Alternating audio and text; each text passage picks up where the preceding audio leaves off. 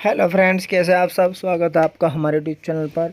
और दोस्तों देखिए, हमने जो महत्वपूर्ण सुधार आंदोलन थे, समाज सुधार आंदोलन थे आधुनिक भारत के इतिहास में, वो देख लिए हैं। कुछ रह गए हैं टॉपिक, वो भी देख लेंगे। तो दोस्तों देखिए, विगत वर्षों में जो महत्वपूर्ण प्रश्न आए हैं, तो वे प्रश्न लेकर आए हैं हम। ये पहला भाग है। तो दोस्तों बहुत ही महत्वपूर्ण है। जैसे यूपी पीसीएस, लोअर पीसीएस, किसी भी एग्ज़ाम में आए हों, आईएएस पीसीएस, ठीक है, या यूपी पुलिस, ठीक है, या कोई सी भी स्टेट पीसीएस में या लोअर पीसीएस में आए हैं, तो बहुत ही महत्वपूर्ण प्रश्न है। ये पहला भाग है और इसके सभी प्रश्न महत्वपूर्ण हैं दोस्तों। ये प्रश्न कई कई बार आ चुके हैं। तो चलिए शुरू करते हैं हम इस वीडियो को। और ये आधुनिक भारत के समाज सुधार आंदोलन है, इसके महत्वपूर्ण प्रश्नों में हैं जो पिछले वर्षों में आए हैं। ठीक है दोस्तों, चलिए शुरू करते हैं अपना प्रश्न। देखते हैं पहला प्रश्न है हमारा, भारत का प्रथम आधुनिक पुरुष किसे माना जाता है। तो भारत का प्रथम आधुनिक पुरुष, तो भारत का प्रथम आधुनिक पुरुष किसे माना जाता है। देखिए, हमने जब वीडियो कराई थी पिछली, और उसमें हमने प्रश्न करवाए हैं, ठीक है दोस्तों। तो जब हमने पढ़ाया था आपको राजा राम मोहन राय,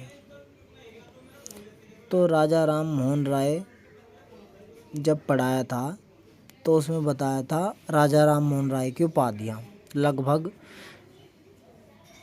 1 दर्जन उपाधियाँ हैं जो उनको अलग नाम दिए गए हैं। ठीक है, तो भारत का प्रथम आधुनिक पुरुष किसे माना जाता है, प्रश्न ये है। तो दोस्तों इसका सही जवाब है राजा राम मोहन राय। ठीक है, राजा राम मोहन राय भारत का प्रथम आधुनिक पुरुष माना जाता है।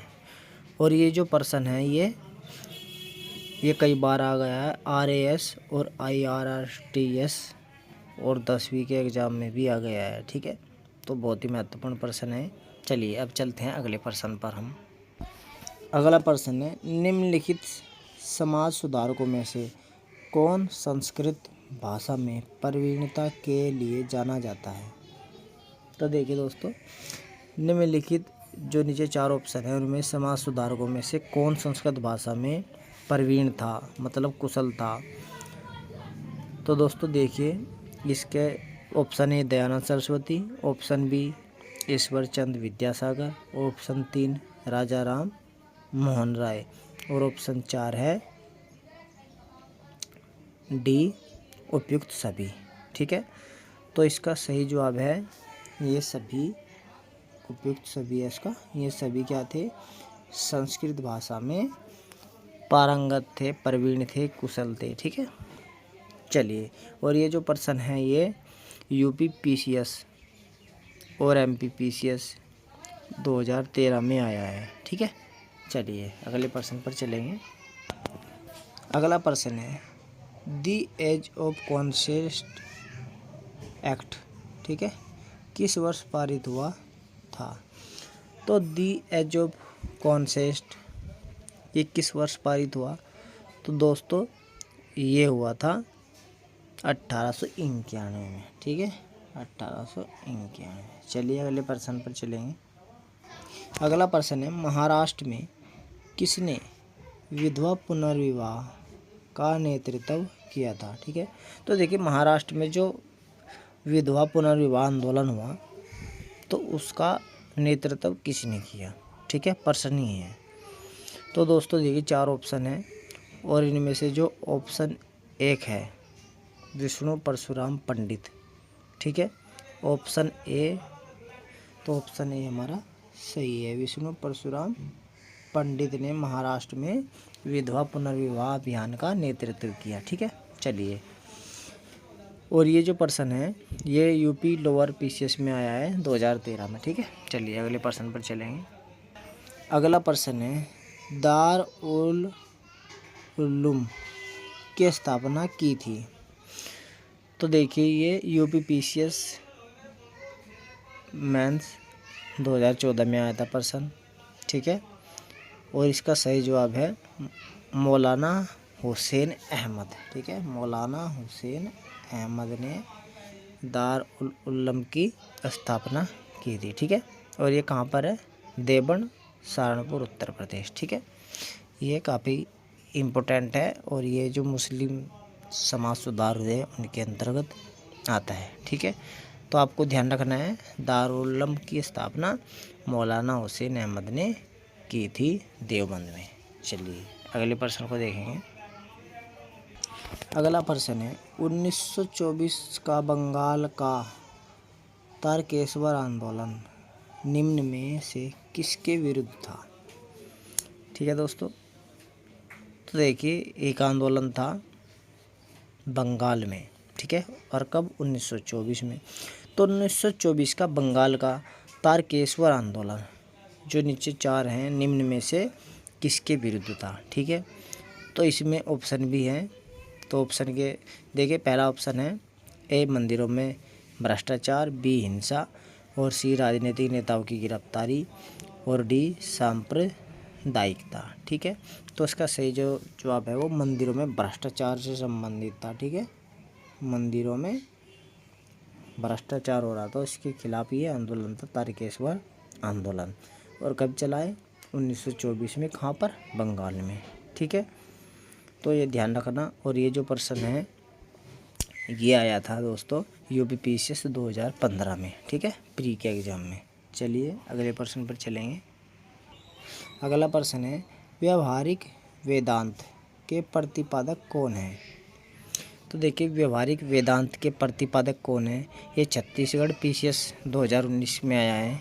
ठीक है, और ये काफ़ी महत्वपूर्ण प्रश्न है, अभी तक आया भी नहीं है यूपी पीसीएस में, लेकिन आने के बहुत ही ज़्यादा आसार है। क्यों? क्योंकि छत्तीसगढ़ पीसीएस में आ चुका है। तो देखिए इसका जो सही जवाब है वो है विवेकानंद। व्यवहारिक वेदांत के प्रतिपादक कौन थे? तो स्वामी विवेकानंद थे। ठीक है, और वैसे विवेकानंद और वैसे व्यवहारिक वेदांत। ठीक है, तो इस तरीके से भी आप ट्रिक बना सकते हैं यदि ऑप्शन में वह ना हो और अन्य के में, क्योंकि दयानंद में वह नहीं है, राजा में भी वह नहीं है, न गांधी में। ठीक है, चलिए अगले प्रश्न पर चलेंगे। अगला प्रश्न है अस्पृश्य समुदाय के लोगों को लक्षित कर प्रथम मासिक पत्रिका, क्या नाम है इसका? विठल विध्वंसक, किसके द्वारा प्रकाशित की गई थी? ठीक है, तो देखिए जो अस्पृश्य समुदाय था उन लोगों को ध्यान में रखकर, लक्षित रखकर प्रथम मासिक पत्रिका, मतलब पहली जो महीने में पत्रिका निकलती थी हर महीने। ठीक है, मासिक पत्रिका, इसका नाम है विठल विध्वंसक। ठीक है, ये किसके द्वारा प्रकाशित की गई? तो दोस्तों गोपाल बाबा वलंगकर। ठीक है, तो गोपाल बाबा वलंगकर के द्वारा प्रकाशित की गई थी।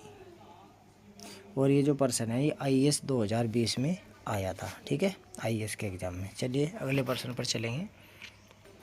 अगला प्रश्न है बहुजन समाज, ठीक है दोस्तों, का संस्थापक कौन था?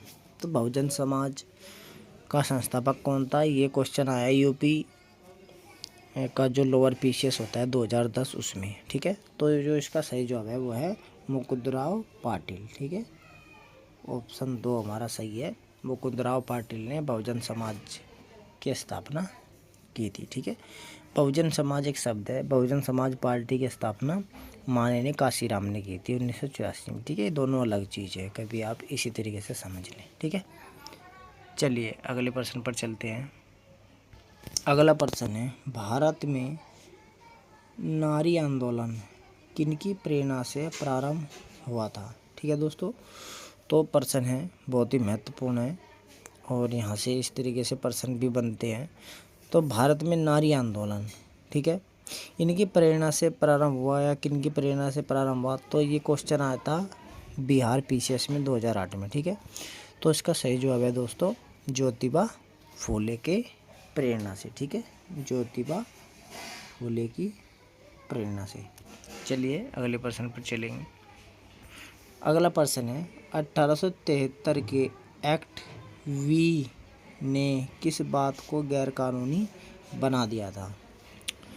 तो देखिए दोस्तों ये एक एक्ट है 1843 के एक्ट वी। ठीक है, ने किस बात को गैरकानूनी बना दिया था? तो ये यूपी पीसीएस 2007 में आया है। ठीक है दोस्तों, यूपी पीसीएस 2007 में ये प्रश्न आया है प्री में कि 1843 के एक्ट वी ने किस बात को गैरकानूनी बना दिया था। ठीक है, तो किसको? तो ये था गुलामी। ठीक है, मतलब दास प्रथा। ठीक है, दास प्रथा, तो इसको गैरकानूनी बना दिया था। ठीक है, ये भी पूछ सकता है कि दास प्रथा या गुलामी दास प्रथा को किस एक्ट ने गैरकानूनी बना दिया था? तो वो क्या है?